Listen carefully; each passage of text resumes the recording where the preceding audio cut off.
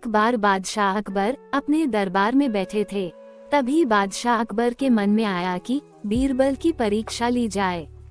बादशाह अकबर ने बीरबल से कहा, आप राज्य में जाकर 4 ऐसे व्यक्ति ढूंढो जो इस राज्य का सबसे बड़े मूर्ख हो।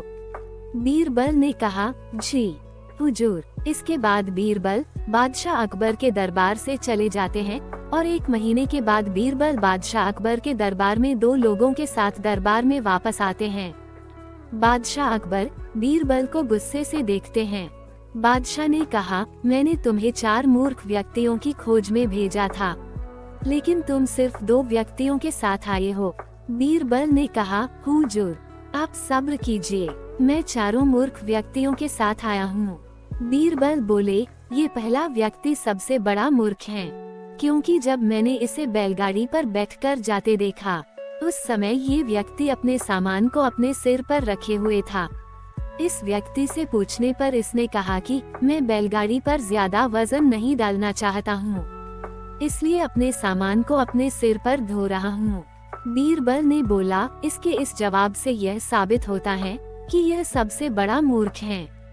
फिर बीरबल ने दूसरे व्यक्ति की ओर इशारा करते हुए कहा, ये दूसरा व्यक्ति अपने घर की छत पर अपनी भैंस को चढ़ाकर घास खिला रहा था। जब इस व्यक्ति से पूछा गया कि तुम ऐसा क्यों कर रहे हो, तो वह व्यक्ति बोला, मेरे छत पर घास उगाती हैं, जिसे मैं अपनी भैंस को छत पर ले जाकर खिला देता हूँ। बीरबल ने कहा, ये व्यक्ति अपने छत पर उगे घास को काटकर नीचे लाकर भैंस को खिला सकता था, लेकिन यह अपनी भैंस को ही छत पर ले जाता है, तो इससे बड़ा मूर्ख कौन हो सकता है।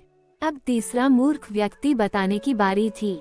बीरबल ने अब बोला, हुजूर अपने राज्य में बहुत सारे महत्वपूर्ण कार्य हैं और मुझे भी बहुत सारे महत्वपूर्ण कार्य करने हैं, लेकिन फिर भी मैंने आपके कहने पर मूर्खों की खोज में 1 माह बर्बाद कर दिया, तो मुझसे बड़ा मूर्ख कौन होगा।